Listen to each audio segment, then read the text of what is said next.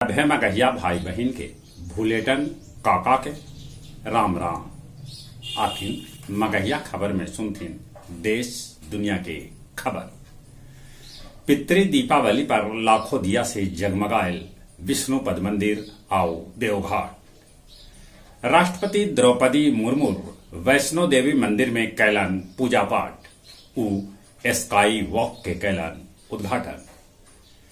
देश देशांतर मगहिया दलान अपन 132वां कार्यक्रम में लघु कथा पाठ के आयोजन कैल, जेकर अध्यक्षता मिथिलेश जी और संचालन कृष्ण कुमार भट्टा कैल का।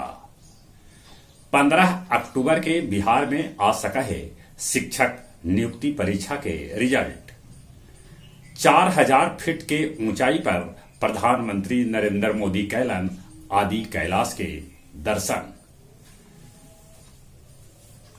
आम आदमी पार्टी के सांसद संजय सिंह के आज कोर्ट में पेशी कैल जा सका है। अवैध अंचल कार्यालय चलावे के मामला में भभुआ के सीओ प्रकाश निलंबित। औरंगाबाद के बनुआ गांव में मिनी गन फैक्ट्री के उद्भेदन कैल पुलिस। इजराइल हमास के बीच लड़ाई 7वां दिन भी जारी, दोनों तरफ से हो रहा है भीषण गोलाबारी। इजराइल से 212 भारतीय के भारत लावल गेल। नेपाल भी तेल हबीब से अपन नेपाली छात्र के देश लौलक। विष्णुपद मंदिर के हैदराबाद के श्रद्धालु 5 टन फूल से सजौलन।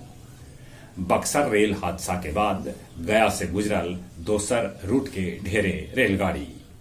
शेरघाटी में 2 किलो ब्राउन शुगर के साथे एगो युवक के कैल गेल गिरफ्तार। डोभी थाना क्षेत्र के कोसमा मोड़ भीड़ से एगो ट्रक से 200 पेटी अल्कोहल युक्त सिरप पुलिस कैलक बरामद। और अब कुछ खेल के समाचार। विश्व कप में दक्षिण अफ्रीका ऑस्ट्रेलिया के 134 रन से हरा दिलक। डिकॉक जर्लन दक्षिण अफ्रीका के तरफ से शतक उनखर लगतरिए दूसरा शतक है। भारत पाकिस्तान के बीच मैच कल, दोनों टीम अहमदाबाद पहुंच गए। विश्व कप में अब तक 10 मैच में लगल 12 शतक। विश्व कप में आज बांग्लादेश और न्यूजीलैंड के बीच खेलल जाए मैच। चली एक बार फिर से अपने सभे के भूलेटन काका के राम राम।